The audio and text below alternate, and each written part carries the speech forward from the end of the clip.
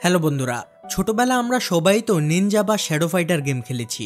বিশেষ করে 2014-15 সালে এই গেমগুলো ছিল বিশ্বজুড়ে জনপ্রিয়। কি মনে আছে তো? তখন আমরা দিনের অর্ধেকটা সময়ই কাটিয়ে দিতাম এই গেম খেলে। না খেলেই বা উপায় কি? নিনজার অসম্ভব ফাইটিং স্কিল এবং অস্ত্র চালানোর দক্ষতা ছিল পাগল করে দেওয়ার মতো। হ্যাঁ, আজ আমরা দেখতে চলেছি 2009 সালে রিলিজ হওয়া সেই ভয়ঙ্কর নিনজাদের নিয়ে তৈরি অনেক জনপ্রিয় একটি মুভি, যার নাম নিনজা অ্যাসাসিন। এটি মূলত একটি অ্যাকশন থ্রিলার মুভি। না, এটা কোনো গেম না, এমন এক অন্ধকার জগৎ যেখানে রয়েছে শুধু রক্তপাত আর মৃত্যু। নিনজা জাপানের সেই সকল কিলারদেরকে বলা হয় যারা যে কোনো পরিস্থিতিতে যে কোনো মানুষকে মেরে ছায়ায় মিলিয়ে যেতে পারে। আজকের গল্পে এমন সব ভয়ঙ্কর নিনজারা থাকছে যাদের পুরো পৃথিবী থেকে সম্পূর্ণ আলাদা একটি জায়গায় প্রশিক্ষণ দিয়ে তৈরি করা হয়েছে জগৎ বিখ্যাত লোকদের মেরে ফেলার জন্য, বা অনেক টাকার বিনিময়ে সেই লোকদের হয়ে অন্য কাউকে মেরে ফেলার জন্য। এক কথায় বলতে গেলে তাদের কাজই হলো আদেশ মানা এবং অন্ধকারের সাথে মিশে গিয়ে নিঃশব্দে শত্রুকে মুছে দেওয়া। তাছাড়া এই মুভিতে থাকা ভালোবাসার গল্পটাও এমন এক আবেগ নিয়ে হাজির হয়েছে যেটা আপনার হৃদয়টাকে সম্পূর্ণ কাঁপিয়ে দেবে। যারা অ্যাকশন থ্রিলার আর হৃদয় কাঁপানো ভালোবাসা খুঁজে বেড়ান, কথা দিচ্ছি তারা এই মুভিটা দেখে একটুও নিরাশ হবেন না। তাহলে চলুন ঘুরে আসি রহস্য, প্রতিশোধ আর ভালোবাসার মধ্যে গড়ে ওঠা এক নিনজাদের জগৎ থেকে। তো মুভিটি শুরু হয় একটি ট্যাটুর দোকান থেকে, যেখানে একজন বৃদ্ধ ট্যাটু আর্টিস্ট একজন গ্যাংস্টারের শরীরে ট্যাটু এঁকে দিচ্ছে। ঠিক তখনই সেই গ্যাংস্টারের একটা সাঙ্গুপাঙ্গু কাগজে মুড়িয়ে কিছু একটা নিয়ে আসে। এরপর তারা কাগজটা খুলে কিছু কালো বালু দেখতে পায়। গ্যাংস্টাররা এই কালো বালু দেখে কিছুই বুঝতে পারে না, কিন্তু সেই বৃদ্ধ ট্যাটু আর্টিস্ট এই কালো বালু দেখে প্রচন্ড ভয় পেয়ে যায়। তখন গ্যাংস্টার বৃদ্ধ লোকটিকে বলে, কি ব্যাপার, তুমি কি এই কালো বালু চিনো? উত্তরে বৃদ্ধ লোকটি কাঁপতে কাঁপতে বলে, হ্যাঁ, এই কালো বালু ভয়ঙ্কর নিনজাদের লড়াই করতে আসার চিহ্ন। অনেক বছর আগে একটা নিনজা আমাকে মারার চেষ্টা করেছিল, কিন্তু তার থেকে আমি খুব কষ্টে বেঁচে ফিরেছি। নিনজাদের সাথে পেরে ওঠা কোনো সাধারণ মানুষের পক্ষে অসম্ভব। এই কালো বালুর মানে হচ্ছে নিনজারা তোমাদের মারতে আসছে, তাই তোমাদের এখান থেকে পালিয়ে যাওয়া উচিত। এই কথা শুনে সেখানে থাকা গ্যাংস্টার সহ সবাই হাসতে থাকে। তখন সেই বৃদ্ধ তার বুকের কাপড় সরিয়ে নিনজার দেওয়া সেই আঘাতটি দেখায় আর বলে, এই ব্যথার যন্ত্রণা আমি এখনো বয়ে বেড়াচ্ছি। কিন্তু গ্যাংস্টাররা তার কথার পাত্তা না দিয়ে তাকে নিয়ে হাসতে থাকে। তখনই হঠাৎ গ্যাংস্টারদের দলের একজনের মাথা দুভাগ হয়ে যায়, মানে এখানে নিনজা চলে এসেছে। এরপর আরেকজনকে শিকল দিয়ে উপরে নিয়ে যায় আর তাকে টুকরো টুকরো করে নিচে ফেলে দেওয়া হয়। এগুলো দেখে গ্যাংস্টাররা প্রচন্ড ভয় পেয়ে যায়। তারা বন্দুক বের করে এদিক ওদিক গুলি করতে থাকে, কিন্তু তারা নিনজা তো ভালো কথা, নিনজার ছায়াও দেখতে পায় না। গ্যাংস্টাররা কিছু বুঝে ওঠার আগেই সেখানে রক্তের বন্যা বয়ে যায়। নিনজা গ্যাংস্টারের সব সঙ্গীদেরকে টুকরো টুকরো করে ফেলে। তখন বৃদ্ধ লোকটি গ্যাংস্টারকে বলে, দেখেছো নিনজা কতটা ভয়ানক? সাথে সাথে সেই গ্যাংস্টারের হাত আর মাথা কেটে তাকেও মেরে ফেলা হয়। এরপর অন্ধকারের ভিতর থেকে কালো কাপড় পরা একজন নিনজা বেরিয়ে আসে, যে কিনা এতক্ষণ এই ধ্বংসলীলা চালিয়েছে। এরপর সে সেই বৃদ্ধ ট্যাটু আর্টিস্টকেও মেরে ফেলে। যাই হোক, এরপর ফ্ল্যাশব্যাকে এই নিনজাদের রহস্য দেখানো হয়। জাপানের অনেক গোপনীয় একটি জায়গায় অদ্ভুত এক শিক্ষা প্রতিষ্ঠান রয়েছে, যেখানে পৃথিবীর কোনা কোনা থেকে স্পেশাল কিছু বাচ্চাদের তুলে আনা হতো আর তাদেরকে সম্পূর্ণ পৃথিবী থেকে আলাদা করে তৈরি করা হতো পৃথিবীর সবচেয়ে বিপজ্জনক নিনজা বা খুনি হিসাবে। তাদের এই টিমকে বলা হতো ওজুনু, আর এই ওজুনু টিমের মাস্টারের নাম হচ্ছে লর্ড ওজুনু। এই নিনজাদের মূলত পৃথিবীর বড় বড় লোকেরা নিজেদের সুরক্ষার জন্য বা কাউকে মারার জন্য ভাড়া করে নিয়ে যেত, কারণ এই নিনজারা চোখের পলকেই কাউকে মেরে সেখান থেকে পালিয়ে যেতে পারত। আর এই এক একজন নিনজার দাম ছিল 100 কেজি সোনা, মানে 100 কেজি সোনা দিয়ে কেউ এই নিনজাদের ভাড়া করতে পারত। মাস্টার লর্ড ওজুনু অনেক বছর ধরে লুকিয়ে এই প্রতিষ্ঠানটি পরিচালনা করে আর সকলকে ভয়ঙ্কর ভয়ঙ্কর ট্রেনিং করিয়ে খতরনাক নিনজাতে পরিণত করে। এমনকি Russian president, Japanese prime minister সহ এই পর্যন্ত মাস্টারের তৈরি নিনজা অনেক প্রভাবশালী লোককেই হত্যা করেছে। যদিও দুনিয়ার ছোট বড় গ্যাংস্টার বা প্রভাবশালী ব্যক্তিরা এই নিনজাদের সম্পর্কে জানতো, কিন্তু কোনো নর্মাল মানুষ নিনজা কি বা কোথায় থাকে এসব সম্পর্কে কিছুই জানতো না। যাই হোক, একদিন মাস্টার লর্ড ওজুনু সকল বাচ্চাদেরকে রাইজো নামের একটি ছেলের সাথে পরিচয় করিয়ে দেয়। এই রাইজোই হলো আমাদের মুভির প্রধান চরিত্র। মাস্টার লর্ড ওজুনু সকলকে বলে, রাইজো আজ থেকে তোমাদের সাথেই থাকবে, ওর বাবা মা কেউ নেই, তাই আমি ওকে রাস্তা থেকে তুলে এখানে নিয়ে এসেছি। লর্ড ওজুনুর সবসময়ই মনে হতো সে মারা গেলে রাইজোই এখানকার পরবর্তী মাস্টার হবে, কারণ সে রাইজোর ভেতরে সবসময়ই একটা ভয়ঙ্কর হিংস্রতা দেখতে পেত। রাইজোকে লর্ড ওজুনু এতটাই কঠিন ট্রেনিং দিত যে মাত্র 10 বছর বয়সেই রাইজোর শরীরে অনেক আঘাতের দাগ পড়ে গিয়েছিল। রাইজো যতবারই ট্রেনিং এ কোনো ভুল করত ঠিক ততবারই তাকে শাস্তিস্বরূপ এমন ভয়ঙ্কর আঘাত করা হতো। নিনজাদের অন্যতম বৈশিষ্ট্য হলো তাদের নিঃশব্দে হাঁটা, তাই লর্ড ওজোনু রাইজোকে কঠিন একটি জায়গায় কোনো শব্দ ছাড়াই হাঁটতে বলে, কিন্তু রাইজো হাঁটতে গিয়ে হঠাৎ শব্দ করে ফেলে। এটা দেখে লর্ড ওজোনু রাইজোর পায়ে মেরে মেরে রক্ত বের করে দেয়, আর এই রক্তমাখা পা নিয়ে রাইজো আবারও নিঃশব্দে হাঁটতে থাকে। ওই দিন রাতে রাইজো তার পায়ের ব্যথার কারণে ঘুমাতে পারছিল না, তার পা প্রচন্ড পরিমাণে জ্বালাপোড়া করছিল। ঠিক তখনই সেখানে আমাদের গল্পের নায়িকা কিরিকো চলে আসে। সেও ওই প্রতিষ্ঠানের একজন ছাত্রী। কিরিকো সেখানে রাইজোর পায়ে ওষুধ লাগিয়ে দেয়, এতে রাইজো কিছুটা স্বস্তি পায়। এরপর কিরিকো তার আসনে এসে ঘুমিয়ে পড়ে। মাস্টার লর্ড ওজোনু সেখানকার সকল বাচ্চাদেরকে শেখায় তাদের মনে যেন কারো প্রতি কোনো দয়া মায়া বা ফিলিংস না থাকে, এমনকি কেউ যেন কারোর সাথে কথাও না বলে। কিন্তু কিরিকো একদম আলাদা, সে কাউকে মারা বা কষ্ট দেওয়া একটুও পছন্দ করে না। তো এভাবেই আস্তে আস্তে সময় যেতে থাকে এবং রাইজো আর কিরিকো অনেক বড় হয়ে যায়। যদিও তারা একে অপরের সাথে কখনো কথা বলতো না, কিন্তু মনে মনে তাদের একে অপরের প্রতি ফিলিংস ছিল। রাইজো এখন তাদের দলের সবথেকে হিংস্র এবং ক্ষিপ্র নিনজাতে পরিণত হয়েছে। একদিন ট্রেনিং এর সময় রাইজোর অপোনেন্ট তাকে চিটিং করে হারিয়ে দেয়, কিন্তু মাস্টার লর্ড ওজোনু এই চিটিংকে স্বীকৃতি দেয় আর রাইজোকে পরাজিত বলে ঘোষণা করে। সে বলে প্রতিপক্ষ যে কোনো ভাবেই তোমাকে হারাতে চাইবে, তাই তোমাকে লিগ্যাল অলিগ্যাল সবকিছুই ফলো রাখতে হবে। এরপর মাস্টার লর্ড ওজোনু রাইজোর বুকের মধ্যে আঙ্গুল ঢুকিয়ে দেয় আর বলে, দেখো এটা হচ্ছে আসল যন্ত্রণা। এটা দেখে কিরিকো খুব কষ্ট পায়। হেরে যাওয়ার শাস্তি হিসাবে লর্ড ওজোনু রাইজোকে একটি অন্ধকার জায়গায় আটকে রাখে আর বলে কোনো রকম মেডিকেল ট্রিটমেন্ট ছাড়াই তোমাকে আজ রাত এখানে থাকতে হবে। পরদিন সকালে মাস্টার রাইজোর কাছে গিয়ে দেখে সে ট্রেনিং এর জন্য রেডি হয়ে বসে আছে। এটা দেখে লর্ড ওজোনু রাইজোর উপর খুব খুশি হয়। সেদিন ওই শাস্তির পর রাইজো আরো ভয়ানক হয়ে যায় আর সেখানে সবার থেকে ভালো একজন নিনজাতে পরিণত হয়। সে এতটাই দক্ষ হয়ে গিয়েছিল যে চোখে কাপড় বেঁধে এই প্রতিপক্ষকে হারিয়ে দিতে পারত। এসব দেখে কিরিকোও অনেক খুশি হয়ে যায়, কিন্তু সে এখনো খুন খারাপি একটুও পছন্দ করে না। একদিন রাইজো কিরিকোকে বলে, তুমি মাস্টারের কথা না শুনলে মাস্টার তোমার হার্ট বের করে তোমাকে মেরে ফেলবে। তখন কিরিকো রাইজোকে বলে, আমার হার্ট তো তোমার সাথে জুড়ে আছে, তাই কেউ আমার কিছুই করতে পারবে না। রাইজো ও কিরিকোর বুকে মাথা দিয়ে সেম অনুভূতি পায়। সেদিন রাতের বেলা তারা ঘুমানোর সময় একজন অন্যজনের হৃদয়ের ধুকধুকানি অনুভব করতে পারে। যাই হোক, পরের দিন একটি ট্রেনিং এর সময় লর্ড ওজোনু কিরিকোকে একটি ধারালো ছুরি দেয় তার অপোনেন্টকে আঘাত করার জন্য, কিন্তু কিরিকো এটা করতে চায় না। ফলে মাস্টার রেগে গিয়ে সেই ছুরি দিয়ে কিরিকোর গাল কেটে দেয় এবং শাস্তি স্বরূপ তাকে একটি ছোট্ট জায়গায় বন্দী করে রাখে, যেখানে বসা তো দূর, দাঁড়িয়ে নাড়াচাড়াও করা যায় না। অন্যদিকে রাইজো এসব সহ্য করতে পারে না, তাই সেদিন রাতের বেলা রাইজো চুপি চুপি বেরিয়ে কিরিকোর কাছে আসে। সে কিরিকোকে অনেক তৃষ্ণান্ত দেখতে পেয়ে একটি স্ট্রো দিয়ে তার মুখ থেকে কিরিকোকে পানি পান করায়। যাই হোক, একদিন প্রচন্ড বৃষ্টি হচ্ছিল, যেটা দেখে কিরিকো সেই নিষ্ঠুর বন্দিশালা থেকে সুযোগ পেয়ে পালিয়ে যেতে থাকে। এটা দেখে রাইজো তার পিছু নিতে থাকে। কিছুটা দূরে গিয়ে রাইজো তাকে পালাতে নিষেধ করে। তখন কিরিকো রাইজোকে বলে, তুমিও আমার সাথে চলো, বাইরে গিয়ে আমরা সুন্দরভাবে সাধারণ মানুষের মতো জীবনযাপন করব। তখন রাইজো বলে, এতদিনে এই বন্দিশালাটাই আমার দুনিয়া হয়ে গিয়েছে, আমি মাস্টারের একজন আদর্শ ছাত্র হিসাবে এখানেই থাকতে চাই। এরপর কিরিকো রাইজোকে শেষবারের মতো কিস করে মনে কষ্ট নিয়ে সেখান থেকে পালিয়ে যায়, কিন্তু কিরিকো বেশি দূর যেতে পারে না। মাস্টারের অনুগত নিনজারা তাকে পরের দিনই ধরে ফেলে আর শাস্তি হিসাবে তাকে মৃত্যুদণ্ড দেওয়া হয়। লর্ড ওজোনু নিনজাদের মধ্যে একজন সিনিয়রকে আদেশ দেয় কিরিকোকে মারার জন্য, আর সেই সিনিয়র নিনজা যার নাম তাকেশি, সে রাইজোর দিকে তাকিয়ে মুচকি মুচকি হেসে তার চোখের সামনেই কিরিকোকে মেরে ফেলে। এটা দেখে রাইজো প্রচন্ড কষ্ট পায়। বলতে গেলে ওই দিনই রাইজো ভিতরে ভিতরে অর্ধেকটা মারা যায়, কারণ সে কিরিকোকে অনেক ভালোবাসতো। তবে এই ঘটনার পরেও সে মাস্টারের অনুগত হয়ে সেখানেই থেকে যায়। এরপর অনেকগুলো বছর কেটে যায়। একদিন বার্লিনে অবস্থিত ইউরোপলের হেডকোয়ার্টারে মিকা নামের একটি মেয়ে তার বস মাসলোকে বলে, আমি রিসার্চ করে দেখেছি পৃথিবীতে এখনো নিনজাদের অস্তিত্ব রয়েছে, কিন্তু তার বস এগুলো বিশ্বাস করতে চায় না।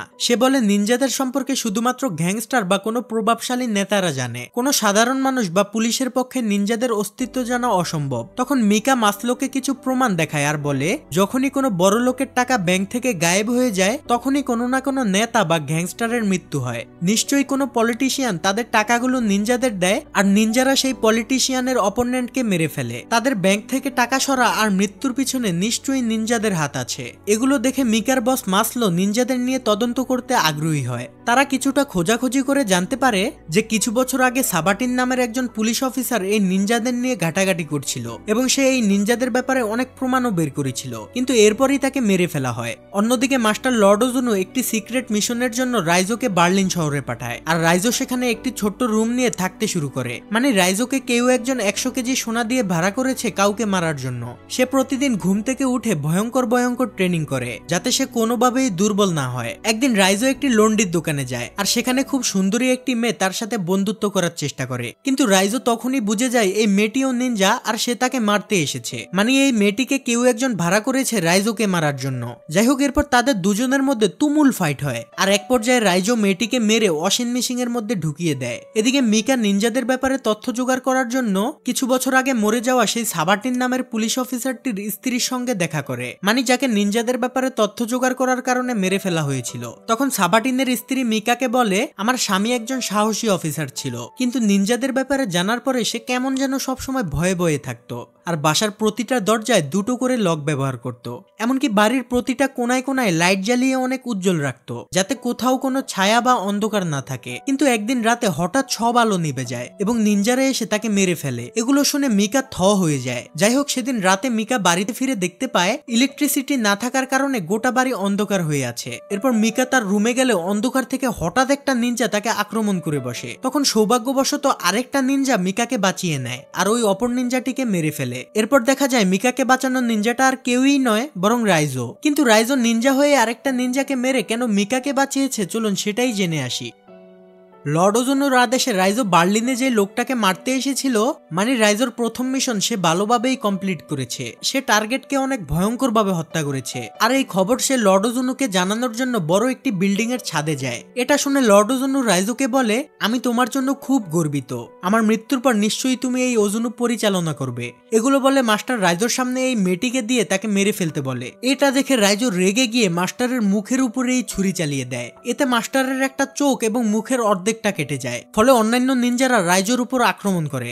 সেখানে নিনজাদের সংখ্যা বেশি হওয়ায় রাইজো কোনো মতেই তাদের সাথে পেরে ওঠে না। এক পর্যায়ে তারা রাইজোকে মেরে মেরে ছাদ থেকে নিচে ফেলে দেয়, কিন্তু সৌভাগ্যবশত সে পানিতে পড়ে বেঁচে যায়। আর ওই দিনের পর থেকেই রাইজো তার মাস্টারের বিপক্ষ হয়ে গিয়েছে। মূলত রাইজো তার প্রতি এতদিনের অত্যাচার আর তার ভালোবাসার মানুষের হত্যার প্রতিশোধ নিতে চায়। তাছাড়া মাস্টারের এমন অবৈধভাবে লুকিয়ে নিনজা তৈরি করা আর তাদের এসব অনৈতিক কাজকর্ম রাইজো বন্ধ করতে চায়। যাই হোক, এরপর রাইজো মিকাকে বলে, আমি নিনজা হলেও এখন নিনজাদের বিপক্ষে, আর আমি মাস্টারের সব মিশন নষ্ট করার চেষ্টা করছি, তাই আমি তোমার প্রাণ বাঁচিয়েছি। যাই হোক, এগুলো শুনে মিকা তার বস মাসলোকে কল করে আর বলে রাইজো নামের একটা নিনজা আমার সাথে আছে। এরপর মিকা রাইজোকে নিয়ে মাসলোর সাথে দেখা করতে আসলে সেখানে হঠাৎ পুলিশ চলে আসে। তারা রাইজোকে ইলেকট্রিক শর্ট দিয়ে বন্দি করে ফেলে। এরপর পুলিশরা রাইজোকে একটি হাই সিকিউরিটি জেলখানায় আটকে রাখে। এগুলো দেখে মিকা মাসলোর উপর রেগে যায়, কারণ মাসলো রাইজোকে ধরার জন্যই এই চাল চেলেছে।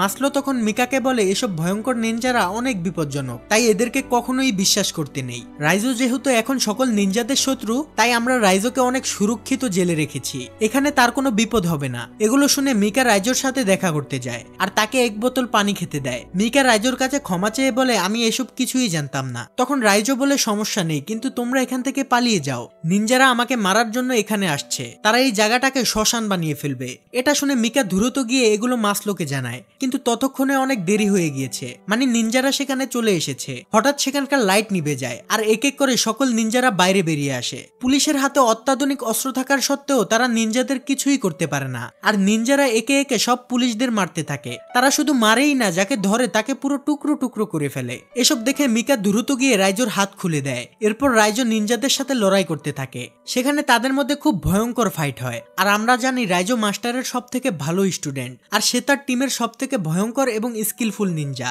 কিন্তু তারপরেও এতগুলো নিনজার সাথে লড়াই করে তার অবস্থা পুরো খারাপ হয়ে যায়। মাস্টারের নিনজাদের মধ্যে যে সব থেকে বেশি সিনিয়র, মানে যেই তাকেশিকে দিয়ে মাস্টার রাইজোর ভালোবাসা কিরিকোকে হত্যা করিয়েছে, সেই তাকেশি বারবার রাইজোকে মারতে চায়। তারা দুজন ফাইট করতে করতে নিচে চলে আসে। রাইজো প্রায় তাদের সাথে হেরেই যাচ্ছিল। তখন সেই সিনিয়র তাকেশি রাইজোকে যখন মারতেই যাবে, ঠিক তখনই মিকা তাকেশিকে ধাক্কা দিয়ে রাইজোকে বাঁচিয়ে দেয়। এরপর সে গাড়িতে করে রাইজোকে নিয়ে ডাক্তারের কাছে যেতে থাকে। কিন্তু রাইজোর অবস্থা এতটা খারাপ হওয়ার সত্ত্বেও সে ডাক্তারের কাছে যেতে চায় না, তাই মিকা রাইজোকে তার বাড়িতে নিয়ে আসে। সে রাইজোর পাশে বসে তার জীবন বাঁচানোর জন্য রাইজোকে ধন্যবাদ জানায়। এরপর সে একটি ডিভাইস বের করে, যেটার সাহায্যে মাসলো তার লোকেশন ট্র্যাক করে ফেলে। এরপর সে তার দলবল নিয়ে মিকার বাড়ির উদ্দেশ্যে রওনা হয়। কিন্তু পুলিশ সেখানে পৌঁছানোর আগেই মাস্টার লর্ডোজুনোর নিনজারা সেখানে চলে আসে। এরপর তারা রাইজোকে কিডন্যাপ করে ফেলে। মাসলো তার টিম নিয়ে এসে দেখতে পায় মিকা সেখানে একা একা বসে আছে। তখন মিকা তার বস মাসলোকে বলে কিছুক্ষণ আগেই কতগুলো নিনজা এসে রাইজোকে নিয়ে গেছে। অন্যদিকে নিনজারা রাইজোকে মাস্টার লর্ড ওজুনোর সামনে হাজির করে। লর্ড ওজুনো যেহেতু রাইজোকে নিজের সন্তানের মতো ভালোবাসতো, তাই সে তাকে শেষবারের মতো ক্ষমা চাওয়ার সুযোগ দেয়, কিন্তু তবুও রাইজো তার কাছে ক্ষমা চায় না। আর এটা দেখে তো মাস্টার আরো বেশি রেগে যায়। এরপর রাইজোকে সেই জায়গায় নিয়ে বেঁধে রাখা হয় যেখানে তার ভালোবাসা কিরিকোকে মেরে ফেলা হয়েছিল। এরপর মাস্টার লর্ড ওজুনো তার আঙ্গুল দিয়ে রাইজোর বুকের মধ্যে 3 বার আঘাত করে। সাধারণত কাউকে এরকম একবার আঘাত করলেই সে মারা যায়, কিন্তু রাইজো অনেকটা শক্তিশালী ছিল বলে তার মুখ থেকে শুধুমাত্র কিছুটা রক্ত বের হয়, আর ওই রক্তের সাথে তার মুখ থেকে একটা ট্র্যাকিং ডিভাইস বের হয়ে যায়, যেটা আমরা মিকার হাতে দেখেছিলাম। মানে সামহাউ মিকা ডিভাইসটি রাইজোর মুখের মধ্যে ঢুকিয়ে দিয়েছে। যাই হোক, ট্র্যাকিং ডিভাইসের লোকেশন ট্র্যাক করে মাসলো তার সম্পূর্ণ ফোর্স নিয়ে নিনজাদের এরিয়ায় চলে আসে। আর নিনজারা কিছু বুঝে ওঠার আগেই পুলিশরা তাদের উপর অতর্কিত হামলা চালায়। মাসলো তার দলবল এবং ভারী অস্ত্রশস্ত্র নিয়ে আক্রমণ করতে থাকে। যেহেতু নিনজারা অন্ধকারে মারামারি করে, তাই মাসলো পুরো এরিয়াটি আলোকিত করে দেয়। আর পুলিশের এই অতর্কিত হামলার জন্য অনেকগুলো নিনজা শুরুতেই মারা যায়, কিন্তু তারপরেও অনেকগুলো নিনজা সেখান থেকে লুকিয়ে পড়ে আর তারাও পুলিশের উপর হামলা করে। তাদের দুই পক্ষের মধ্যে বেশ ভয়াবহ ফাইট হয়। নিনজারাও অনেক পুলিশ অফিসারকে মেরে ফেলে। অন্যদিকে মিকা রাইজোর কাছে গিয়ে তার হাতের বাঁধন খুলে দেয়। এরপর রাইজো চলে যায় মাস্টারকে শেষ করতে। সে ভিতরে ঢুকে সেই তাকেশি নামের সিনিয়র নিনজাকে দেখতে পায়, যে রাইজোর ভালোবাসা কিরিকোকে হত্যা করেছে। তাকেশিও তার দলবল নিয়ে রাইজোকে মারার জন্য রেডি হয়। এরপর তাদের মধ্যে এক ভয়াবহ ফাইট হয়। রাইজো তার ভালোবাসার প্রতিশোধ এত বাজেভাবে নেয় যেটা বলার বাহিরে। সে প্রতিটা নিনজাকে কঠিন লেভেলের মাইট দিতে থাকে, আর তাকেশির উপর যেভাবে তার ক্ষোভ জারে সেটা এক্সপ্লেন করে বোঝানো সম্ভব না। তাই চলুন আমরা তাকেশির মৃত্যুটা এক ঝলকে দেখে আসি।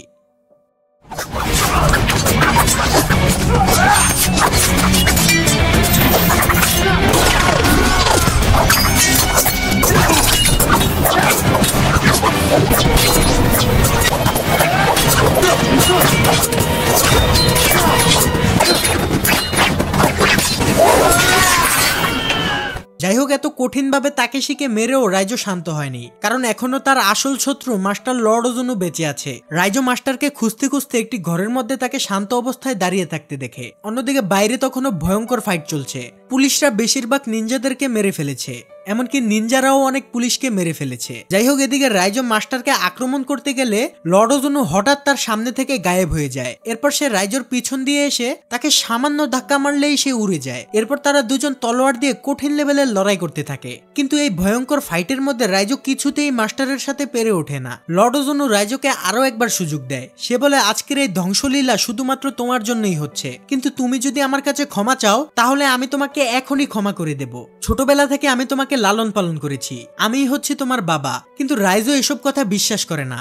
সে বলে, আমি কারো ছেলে না, আর না কেউ আমার বাবা। তুমি আমার প্রতি অনেক অন্যায় অবিচার করেছো, তুমি আমার ভালোবাসাকেও মেরে ফেলেছো। আমি তোমাকে মারার পর যে নিঃশ্বাসটা নেব সেটাই হবে আমার প্রথম নিঃশ্বাস। এরপর রাইজো আবারও তাকে মারতে গেলে লর্ড ওজুনো আবারও গায়েব হয়ে যায়। এটা দেখে রাইজো তো পুরো থ হয়ে যায়, আর বাইরে থেকে মিকা এসব দেখে বুঝতে পারে রাইজো নিশ্চয়ই বিপদে রয়েছে। এদিকে লর্ড ওজুনো রাইজোকে পিছন থেকে আঘাত করে এবং তাদের দুজনের মধ্যে ভয়ঙ্কর লেভেলের ফাইট হয়, কিন্তু রাইজো কোনো মতেই মাস্টারের সাথে পেরে ওঠে না। এক পর্যায়ে মাস্টার রাইজোকে মারতেই যাবে, ঠিক তখনই মিকা পিছন থেকে এসে মাস্টার লর্ড ওজুনোকে গুলি করে। এটা দেখে লর্ড ওজুনো মিকার পিছন দিয়ে গিয়ে তার বুকের মধ্যে ছুরি ঢুকিয়ে দেয়, আর এটা দেখে রাইজোর কিরিকোর কথা মনে পড়ে যায়, যাকে সেম ভাবে মারা হয়েছিল। এরপর রাইজো আরো ভয়ঙ্কর হয়ে ওঠে। সে প্রচন্ড ক্ষোভ নিয়ে মাস্টারকে এলোপাতাড়ি আঘাত করতে থাকে। এক পর্যায়ে সে মাস্টারের পিঠের মধ্যে তলোয়ার ঢুকিয়ে তাকে মেরে ফেলে। এরপর রাইজো মিকাকে কোলে করে নিয়ে বাইরে চলে আসে। ডক্টররা মিকার ট্রিটমেন্ট করার সময় মিকা চোখ খোলে আর বলে, জন্মের পর থেকেই আমার হার্ট বুকের ডান পাশে, অর্থাৎ এ যাত্রায় সে বেঁচে যাবে। এরপর রাইজো দেওয়াল বেয়ে সেই জায়গায় গিয়ে দাঁড়ায় যেখান দিয়ে কিরিকো তাকে নিয়ে পালিয়ে যেতে চেয়েছিল। এরপর রাইজো সেই দেওয়ালের উপর লম্বা করে একটা নিঃশ্বাস নেয়, আর এখানেই এই অ্যাকশন মুভিটি শেষ হয়ে যায়। যদিও এই মুভিটায় ভয়ঙ্কর ভয়ঙ্কর অ্যাকশন ছিল, তবে এই মুভিটা একটা রোমান্টিক মুভি ছিল। মুভিটা রিলিজের পর এর দ্বিতীয় পার্ট বা সিকুয়েল নিয়ে অনেক গুজব উঠেছিল, কিন্তু বক্স অফিসে বেশি একটা ভালো করতে না পারায় ডিরেক্টর আনুষ্ঠানিকভাবে দ্বিতীয় পার্ট বা সিকুয়েল নিয়ে কোনো ঘোষণা দেয়নি। তো গল্পটি ভালো লাগলে একটি লাইক করতে পারেন এবং রাইজো বা কিরিকোকে নিয়ে আপনার মতামতটা কমেন্টে জানিয়ে যেতে পারেন। আল্লাহ হাফেজ।